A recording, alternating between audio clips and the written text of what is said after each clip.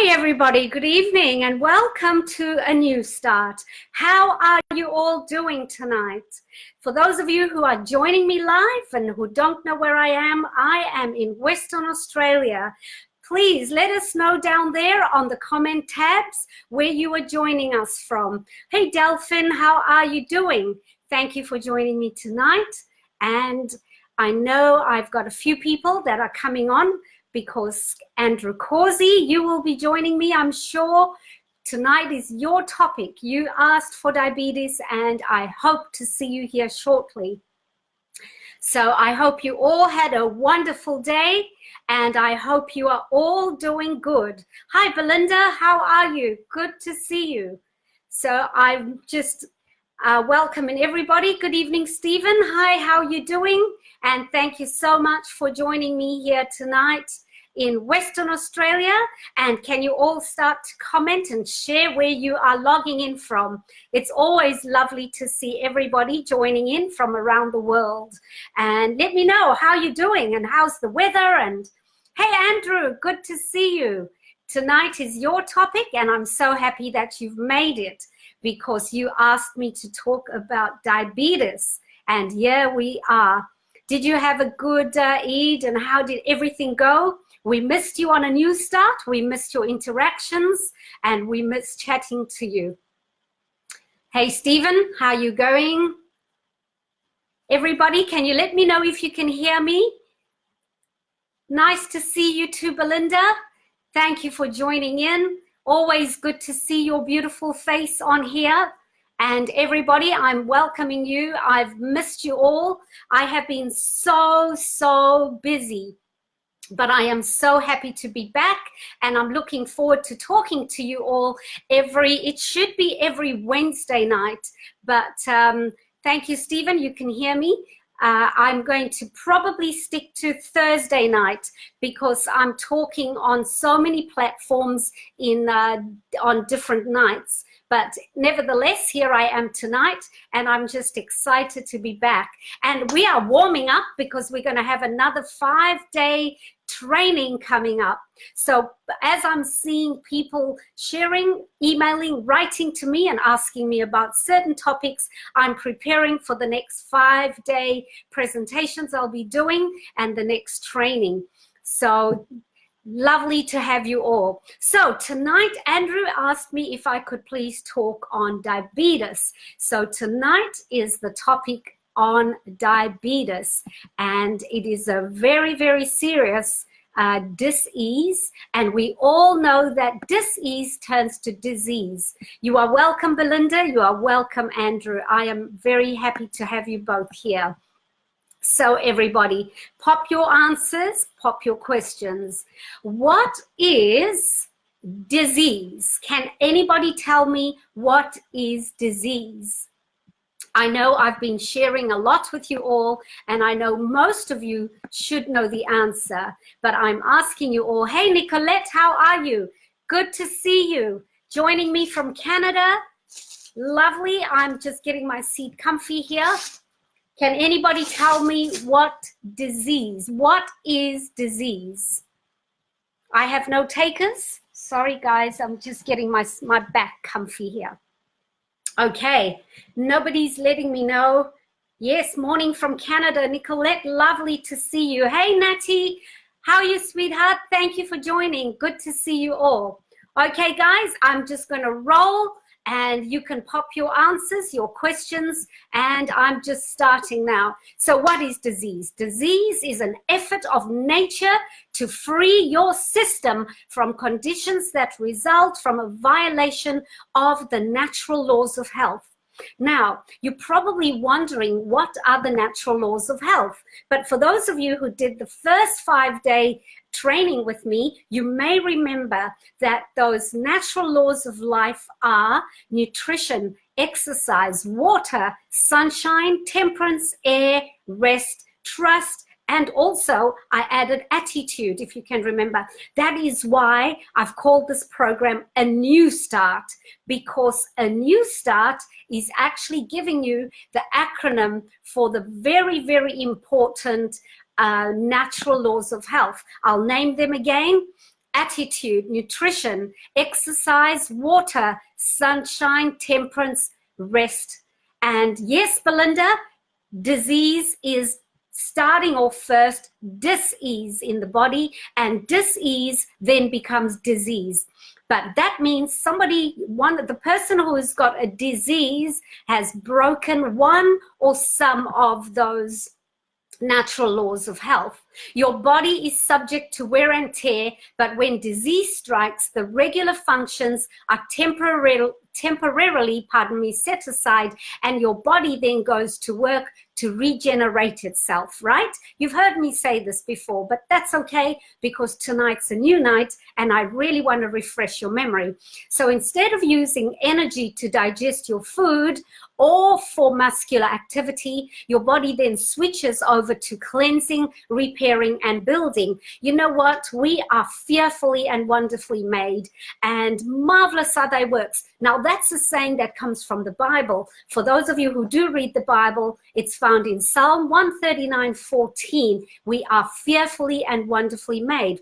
So what happens to a person when we get sick? Good evening, Rob. How are you? Thank you for joining us. I know, Rob, you joining us from the Philippines. Natalie's from the Philippines. And I've got my wonderful friends from all over the world starting to join in. Good to see you all. Thank you for joining in. So when your body becomes sick, your organs have become weary and overloaded, and that means they are full of toxins. And if you ask me about dis-ease, where does that begin? I will always tell you it begins with toxicity in your system, and toxicity in the system leads to inflammation. Now, what does toxicity mean? Toxicity means any additives that you are adding in that may be affecting your body. If you can remember the first 5-day program we did, I talked about caffeine being one of the main culprits. We look at drugs, we look at alcohol, we look at the makeup that you wear. If you can remember, I talked about all of these things, the shampoo you're putting on your hair, and there is so much more that adds toxins into your body. I'm very famous for talking about not eating animal proteins. That adds toxins into your body. Now, I don't judge people who do eat meat, because if that's what you do, that's your life, and I'm not going to judge you and call you a bad person. My job is simply to teach you and to let you know what is giving you the toxins that is in your system and why you are getting ill.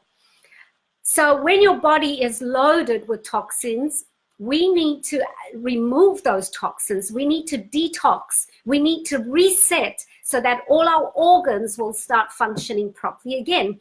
So disease is meant to be a friend and not an enemy. Why do I say that? Because a disease is a warning. It's a warning sign. It's letting you know that something is wrong and you need to fix it. But this is where we always go, this is where we get into trouble, because when we say you need to fix what's wrong, I don't mean with any type of drugs. As you all know, I don't believe in drugs at all. However, there may be times where you are so seriously ill that you may need emergency drugs, right?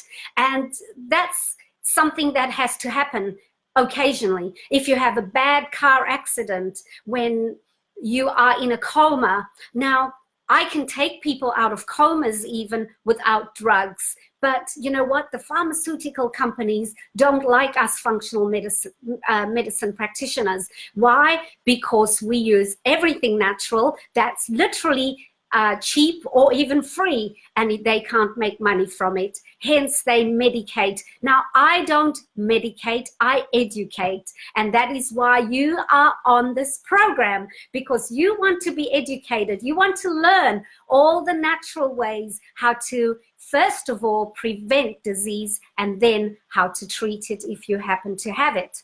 So how do we find the underlying cause of the disease, Stephen is asking, or the dis-ease? Well, that's where I come in. It's my job to become your detective. And your private detective, Michelle, looks at every system in your body, and I draw up a plan of everything that I ask you. You respond, and I make up a massive map.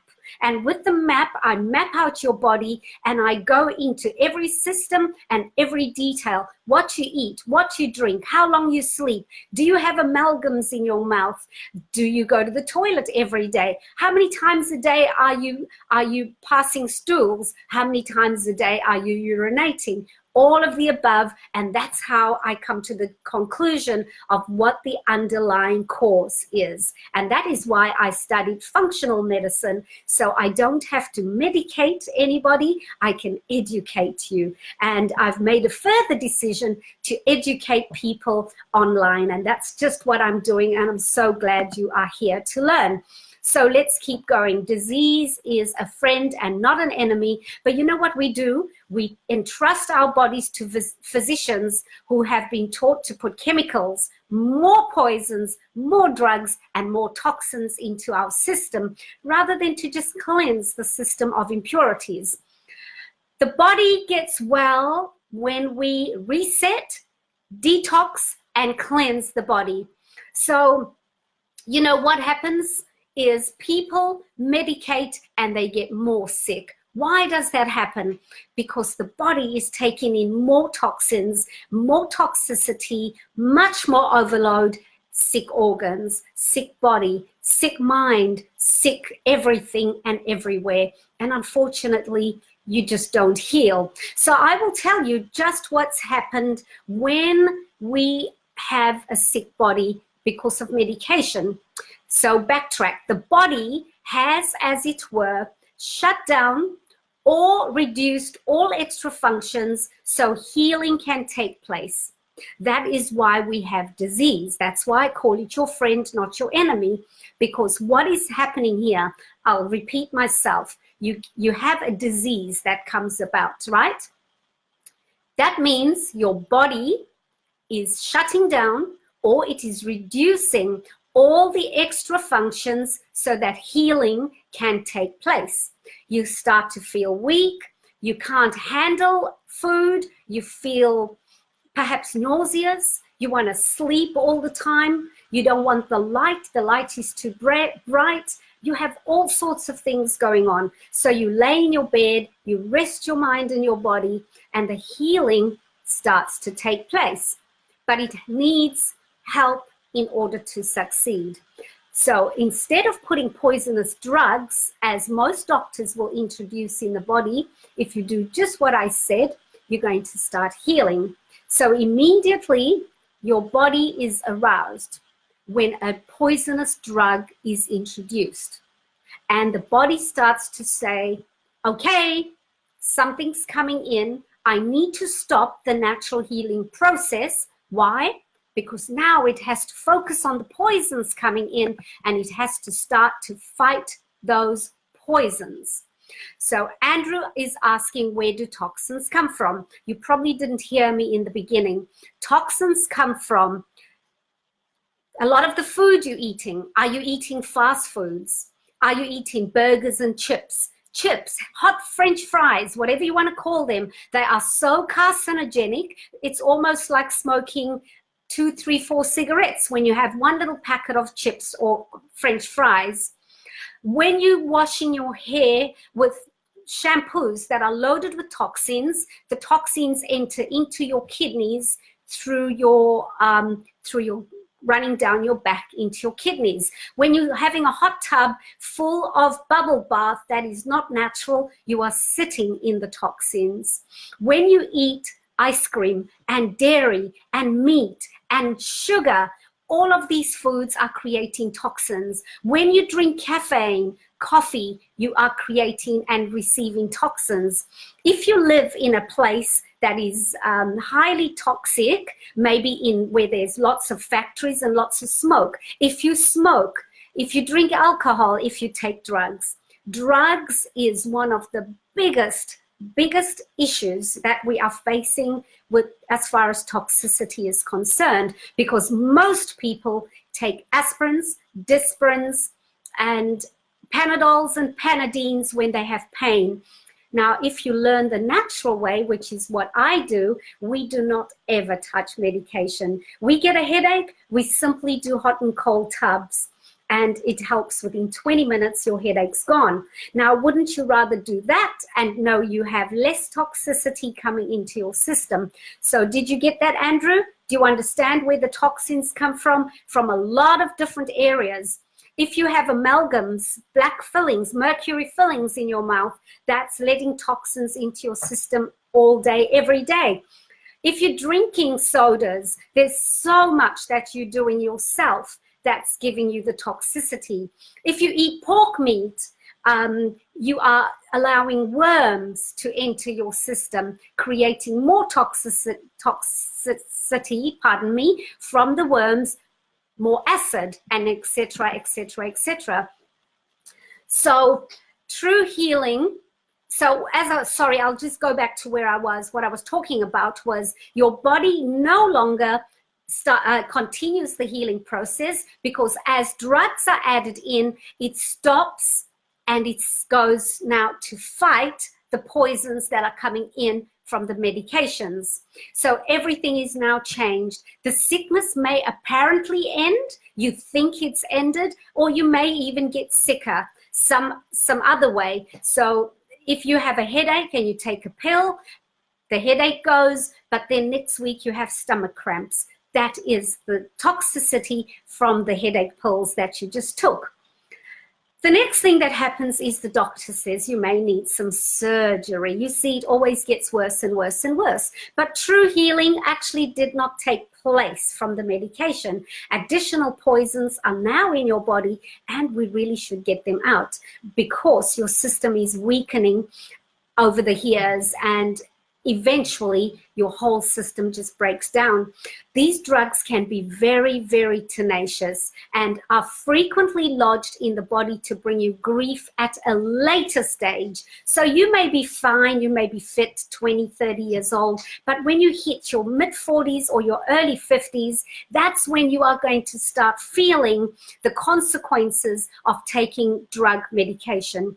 You know, our bodies are made to detoxify naturally every day. However, for some people, the detoxification process is slower due to a larger and a wider exposure of toxins in your system. And this causes the system to overload even faster than it can eliminate. Therefore, the detox mechanisms become sluggish, and you know what then results? We have a chemical imbalance that throws our immune system completely off balance. So people who suffer from toxic overload may get warning signals from their bodies. And you must take note, when your body, or rather when the detox organs are not functioning well, they will emit these signals, which come as a long list of certain chronic diseases, and that includes diabetes. So our topic tonight is diabetes. So the whole idea is we want to relax, and we want to activate our parasympathetic nervous system, which increases vitality and facilitates our body's healing process. And that is how we continue to live healthfully, when we're living in a very relaxed way. So our parasympathetic nervous system is continually activated. Okay. So we mustn't wait for our statistical turn with diabetes or any other disease for that matter. We must do everything possible in order to prevent diabetes from taking up permanent residence in our bodies. Have I lost you, or are you all with me? Okay, thank you, Andrew. Very useful. Okay, glad you are with me still. Yona, hi, how are you doing? Okay. So let's keep going. The statistics on liver disease, cancer, and other life-threatening conditions are extremely overwhelming. And while natural health is attainable for everybody, starting the journey to a happier and a healthier lifestyle can be very intimidating and overwhelming. And I know for most of you who have been on here and have actually listened to the first 5-day program, you can understand what I'm talking about, because I gave you so much information. In fact, it was an overload, and that was overwhelming in itself. But many of you were so gracious. You started taking on board everything I taught you, and that is fantastic. But now don't worry, because as I say, I'm here to teach you. Now, what is diabetes? Here comes the big topic. I've told you what disease is. Now, what is diabetes? Diabetes is a metabolic disorder of the pancreas, and I'm sure some of you already know this, to where glucose intolerance results from varying degrees of insulin insufficiency, and it's an elevated blood sugar.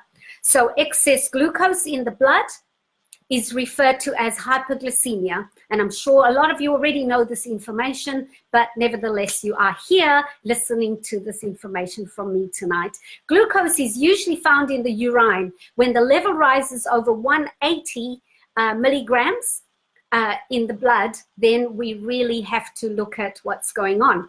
A few facts about diabetes. In America, a new diabetic is discovered every 50 seconds. That is phenomenal. And the reason being, if you look at what the Americans eat, they are on very high sugar, high fat diets. Statistics predict that within 30 years, 30 to 40% of the world population will have type 2 diabetes.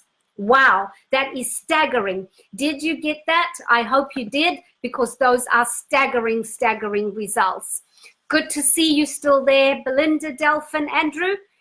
Hi, Sissy and Michelle. Thank you for joining. So these statistics are really staggering, my friends, and I really want you guys to understand, because diabetes is nothing to play with. Your diet is really what is the culprit, major culprit for your diabetes.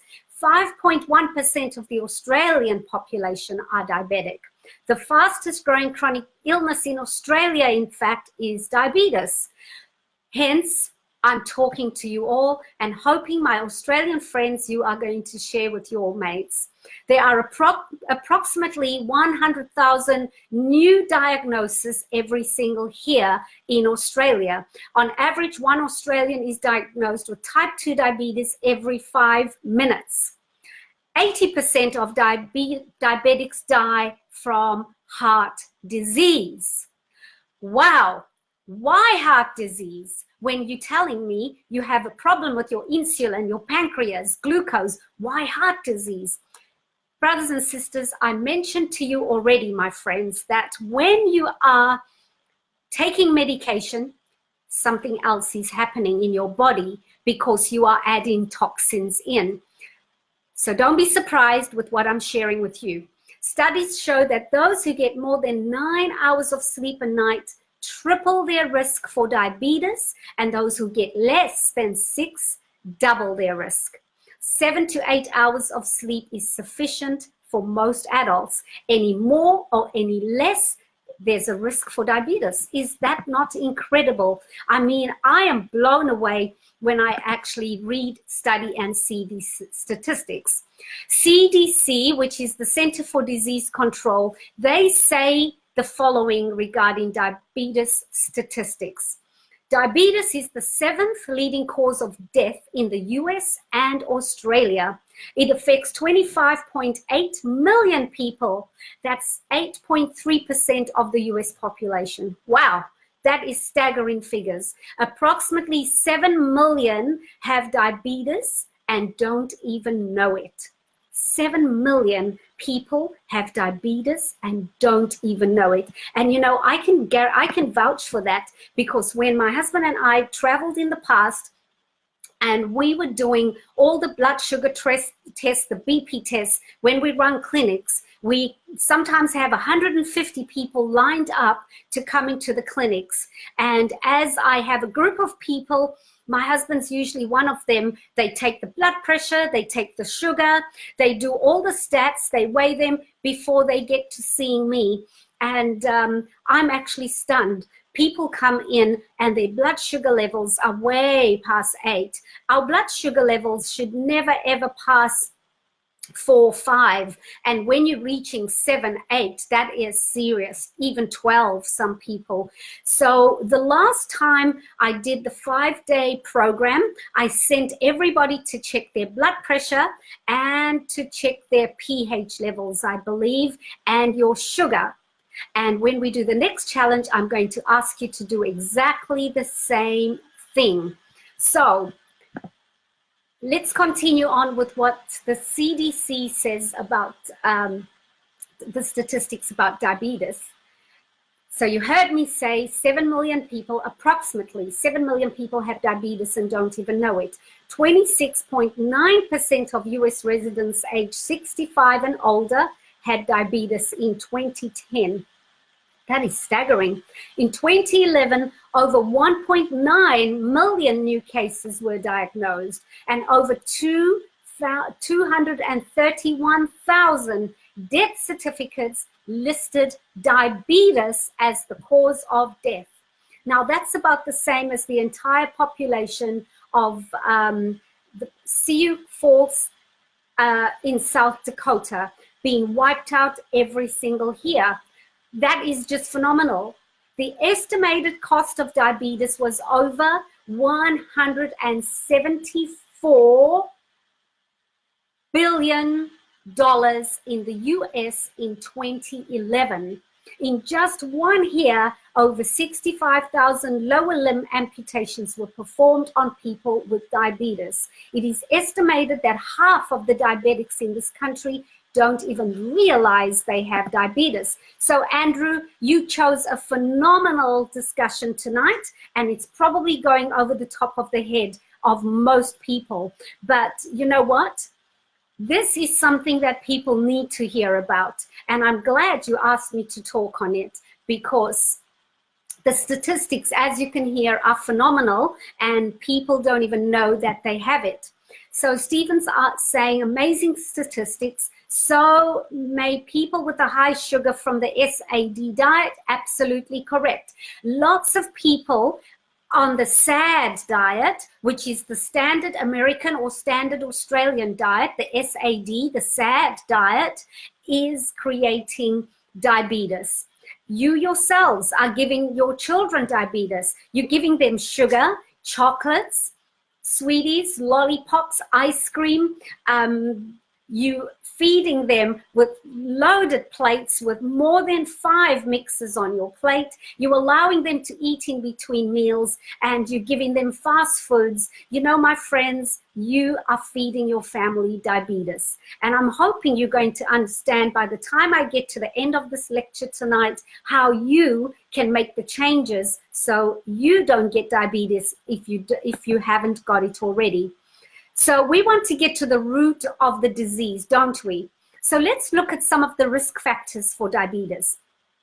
Diabetes closely coexists with cardiovascular disease and chronic kidney disease. Now tonight, somebody asked me, or this afternoon, if I could talk on kidney disease. And I hope he is listening, because I did send him a request to come and join us tonight, and have a listen to this now.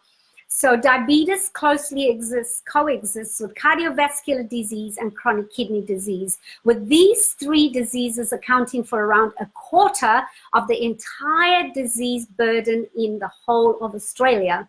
So let's look at what the normal ranges are. 66 to 99 should be your normal range of your sugars. Fasting below 5.5 mmol. And I will send you these. If anybody wants them, please email me. I'm going to give you my email address. In fact, Stephen, can you please, who is out there that has my email address? Stephen, Andrew, all of you have my email address. For those of you who want some of these, this information sent to you, email me. So Andrew, what are you saying? Amazing.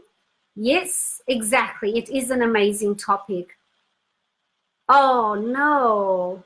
Oh, your neighbor's legs have already been amputated. Oh, I'm so sorry that I didn't meet you a long time ago and talk to you about how you can help your friends and your neighbors, my friends, because You see what I'm saying? We need to learn so we can educate and help other people so they don't have to get to the point of amputating their legs, etc. So we want to keep our blood sugar in the normal ranges of between 66 and 99. You know, 100 to 120, some doctors say is borderline. Pre-diabetic, 5.5 to 6.9, which is 100 to 125 milligrams. 2 hours post, this is going to be blah, blah to you. So all I'm going to say to you is keep your ranges between 66 to 99, which is 5.5 to 6.9. We don't want our sugar levels going any higher, otherwise we are already in a pre-diabetic state. So your doctor, when he tests you for diabetes, he does a random blood sugar test, he does a fasting blood sugar test, or an oral glucose tolerance test, and that's the normal. We need to actually look at what types of diabetes there are out there. And I'm sure all of you have heard of type 1 diabetes, which is known as juvenile diabetes. That accounts for 10% of all diabetes and is increasing. This type usually begins in childhood and is known as insulin-dependent diabetics. That's why they call it juvenile diabetes. And this type occurs when the pancreas no longer secretes insulin. So Diabetes Australia tells us that type 1 diabetes is an autoimmune condition in which the immune system is activated to destroy the cells in the pancreas, which actually produce the insulin. We do not know what causes this autoimmune reaction, but type 1 diabetes is not linked to modifiable lifestyle factors. And they say that there is absolutely no cure and it cannot be prevented. Now, this information I actually got from Diabetes Australia. So, do you believe yourself that there is no cure for diabetes? So Andrew, you're asking how is obesity to do with this? Okay, Andrew, obesity in itself is a disease. The body is overweight and there's an issue with obesity.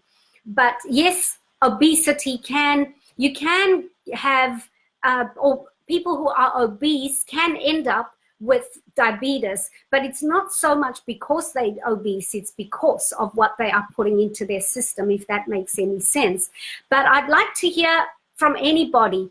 Stephen, Andrew, Delphin, please comment. Anybody, do you believe that what they say that, Diabetic Australia say, diabetes cannot be cured, or type 1, pardon me, cannot be cured.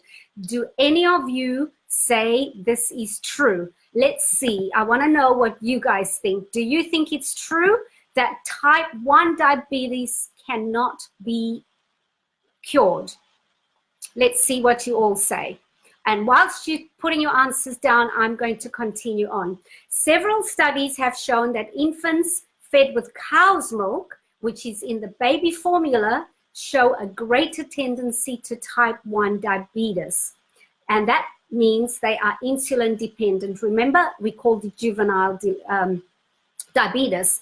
Dr. Virgil, who did a major study on diabetes, he shared that 84% of the dairy herds had leukemia. Wow. And 50% had AIDS. I'm sure you are going to be very shocked, a lot of you. So, Belinda, you say no, it cannot be cured. Delphin, you say diabetes can be reversed. Now, remember, it's not simply diabetes. I'm talking about type 1 diabetes. So, Delphin says can be reversed. Belinda says no. Stephen says not sure. I thought there was one kind that couldn't be cured. Okay. I'm going to make you wait till the end, and I'm coming to answer that.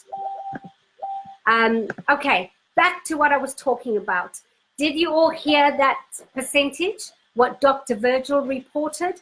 84% of the dairy herds have leukemia, and 50% have AIDS. Now, I know that all milk that was tested off the shelf, there was a massive test done. They found that the milk off the supermarket shelf had pus and blood in it. And leukemia is a blood cancer. So I believe those statistics. I don't know about you.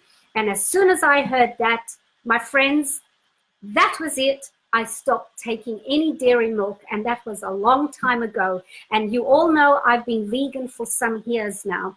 But now I'm going to share some important facts with you. Dairy products should be eliminated at all costs. If you look at children who are suffering with asthma, who are struggling with all sorts of skin disorders, eczema, and all kinds of different diseases in their skins, or even in the bronchs, in the lungs, these are people generally who are taking in dairy, and a fair bit of dairy. We were all brought up on dairy as babies, and we've all been given milk when we were little children to drink because we were told it had loads of calcium. Now, I'm going to share some facts with you that are going to shock you. I'm sure some of you have heard about it before.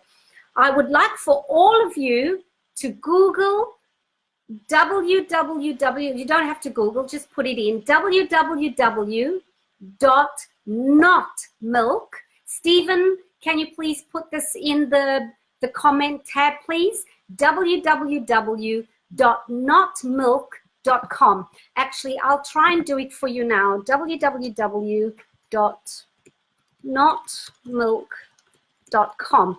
Okay, guys, I've put a comment there, www.notmilk.com. Can you see that? I'd like for every one of you, when I'm finished talking tonight, to please go there, all right? It will show you step by step how using dairy products causes diabetes, and you will also see all the milk-related diseases.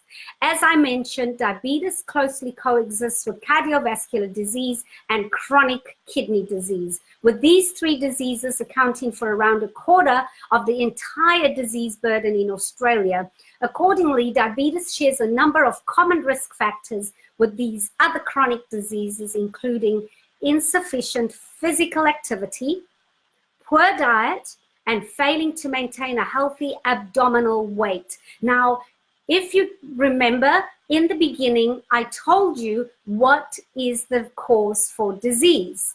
Now, did you hear what I just said? Insufficient physical activity. Do you recall what's in the acronym I gave you?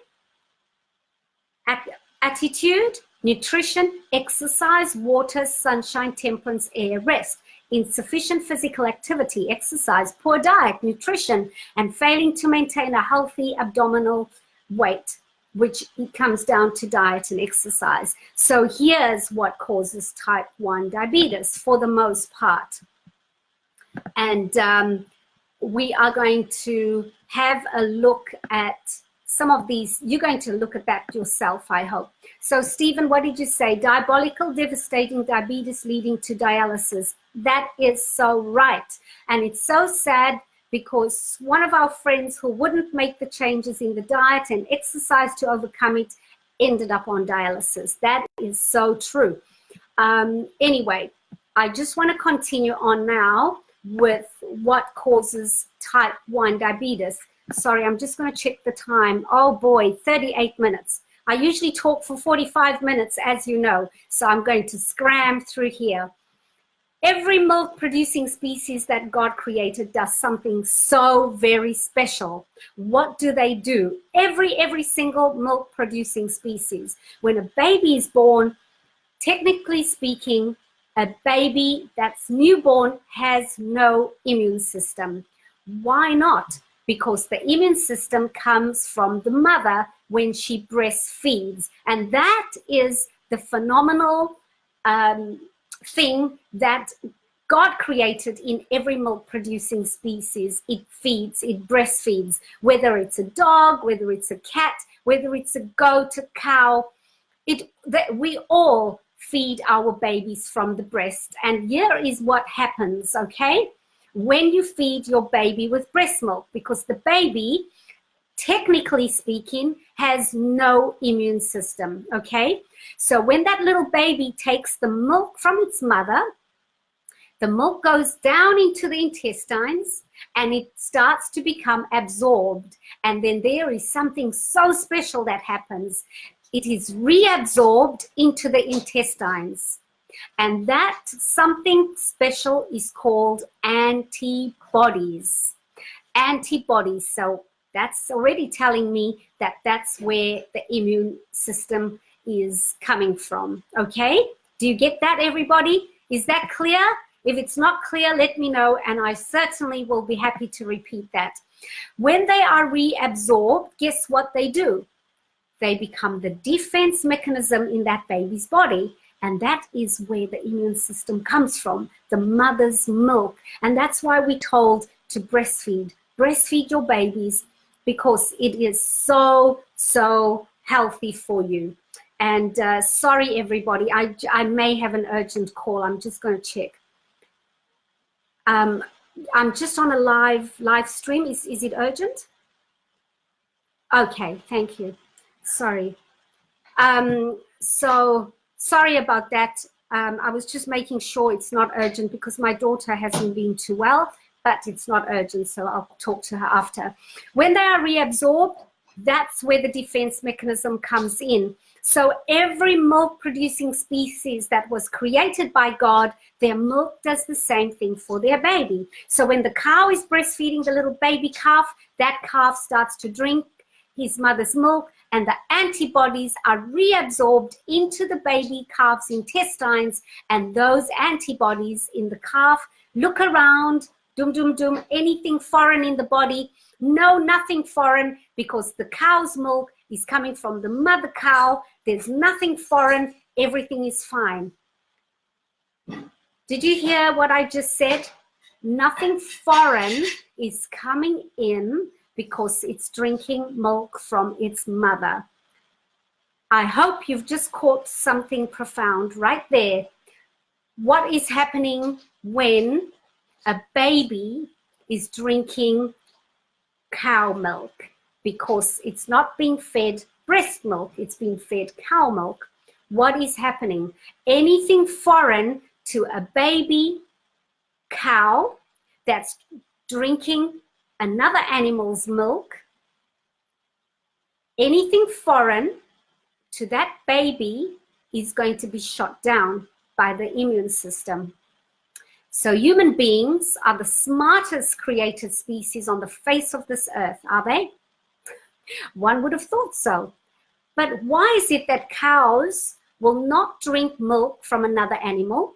Sheep, goats, none of them will drink milk from another animal except humans. Why do we feed our babies with cow milk? I think God created the animals.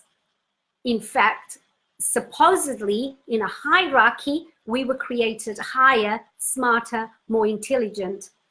But these other species seem a lot more intelligent than us because they do not share milk. So I'm going to tell you exactly what happens now to a baby when it drinks the milk from another species. The baby drinks the cow's milk. The cow's milk gets it down into the intestines. It is absorbed in the baby's intestines. The antibodies of the cow start looking around for anything foreign to a cow. What do you think it finds? You got it. It finds antibodies that are not belonging to a cow, and it starts to attack and to destroy beta cells. That's what it does. They attack and destroy, starting with beta cells. And that is why the question is asked in every type 1 diabetes, who killed the beta cells? Are you getting it? You now know it's the cow's antibodies that actually have killed the beta cells in that baby, creating type 1 diabetes. When I tell people to get off the dairy products, it's not because I am trying to deprive them of something they love. Have you all understood what I've just talked about? Please give me likes, hearts, sad, angry faces. Let me know you're listening. Let me know you've heard, because I'm not seeing any reactions. And I was thinking I was going to hear, no way, wow, but I'm seeing no reactions. Because when I first studied this, I was absolutely shocked. I was devastated. And then you may say to me, how come all of us don't have type 1 diabetes or type 2? Well, if you were born and your mom breastfed you up until a certain age, your immune system was strengthened through your mother, and you managed to bypass that stage so that you did not get the type 1 diabetes. But everybody's system is different. Some systems are stronger and will last a little bit longer, and they may never get diabetes, but they will have some other very severe issues. And I know most people that I know that were not breastfed but had cow's milk, I can tell you they have all sorts of illnesses and diseases. So you've just learned all about type 1 diabetes, but let's dig a little bit deeper. I'm going to give you some life-saving information so that I'm hoping you are going to understand what is good for you. Just to clean up with the milk completely. If you're getting antibodies from a cow, antibodies are white blood cells. White blood cells are a defense mechanism. If you get a bad infection or you get a cut and it gets infected, the white blood cells clean it up. When we see white blood cells on the outside, what do we call that when it's infected? We call it pus. And people just think pus, that's pus. That's actually white blood cells. When you're drinking milk, you're drinking pus. And that's why it is mucus building. And that is why people who drink milk have the bronchi issues, their breathing is bad, they have asthma, they have all sorts of issues related to the mucus areas. And that is why mucus leads to very, very severe diseases. And we really need to watch and get off the dairy. It's very, very unhealthy. Here's more for you to think about. There are grades of pus. You can have more or you can have less. Grade A can have up to 1 million white blood cells per milliliter or cubic centimeter. And then you have grade B and C, which they use to make the cheese and the ice cream. Now that is milk I'm talking about. A grade milk, which has 1 million white blood cells per milliliter or cubic centimeter. And then the grade B and the grade C milks are used to make cheese and ice cream. Oh, I don't know why anybody would drink milk, eat cheese, eat ice cream, eat chocolate. If this is what's in it for you, why would you have it? So tell me, where does ice cream come from? Ice cream is just frozen pus and sugar, because it's frozen milk with sugar. So that's all it is. So I want you to do a test for me. For those of you who are not happy getting off the dairy, I'm going to ask you to do a test. I want you, I'm sorry everybody, it's 48 minutes, I'm late, but I've 3 minutes over already. Bear with me, I won't be too much longer.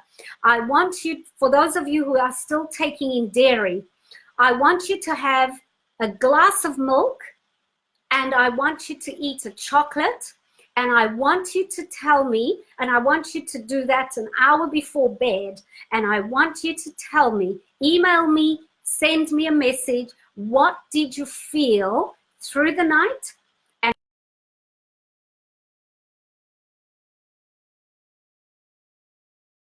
oh no, my video is ending. Can you still hear or see everybody? I know Stephen says people love the taste of dairy foods and they love to eat it. Steve, can you tell me if I'm still on, please? Breaking down. Breaking down? Let's come back. Okay, hopefully I'm still on. Can you just make sure the internet is on for me, please? It's Go Okay, thank you. So people, my friends, please don't think you want to stay on dairy because you love it. And I'd like for you to do that test for me. And if there's anybody out there who is a singer, oh, sorry, Steve, my battery's flat on my computer. For anybody who is a singer, I want you to have a glass of milk or a chocolate, and I want you to try and sing and tell me what happened to you, okay? These are all tests I'd like for you to do. That will, thank you everybody, you can still hear me. I'd like you to do the test if you sing.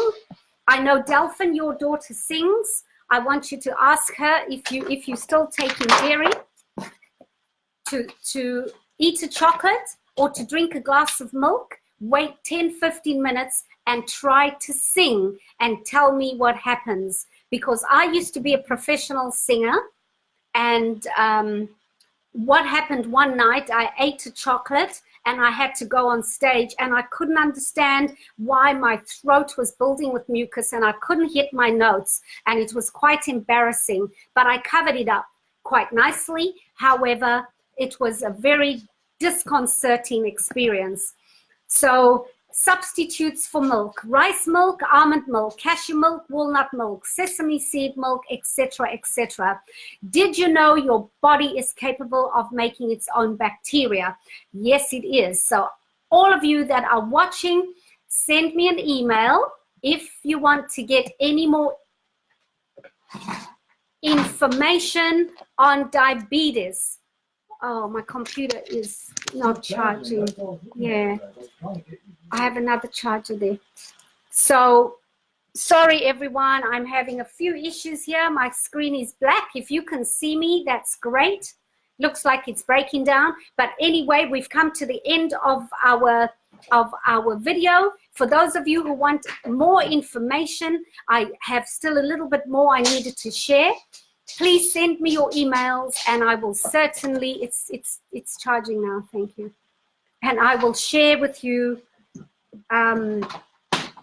Sorry everybody, it's just been a few technical issues on my side. I hope you can still see me. So thank you very much for listening in. It was a big topic, and I hope, thank you Belinda, I hope you got the gist of what I was trying to tell you at the end, because I had so many issues. But there are ways you can actually make your own bacteria. And for those of you who want some information, please message me and I will send you some ways that will actually help you. All right, I didn't even get to talking about diabetes 2, and I think I'm going to have to do a second night on diabetes. I don't want to go too long, because nobody watches a video that's any longer than 45 minutes. So thank you, Belinda. Thank you, Penel, Delphin, Andrew, Stephen, Shirley, Zana, everybody who's joined in and watched tonight. I can't go any further back. I look forward to seeing you all, and I'm going to do diabetes again, but I'll go into type 2 next. Thank you once again. Have a very good night. Have a very good day wherever you are. God bless you all, and I will see you very, very soon. Thank you for joining me.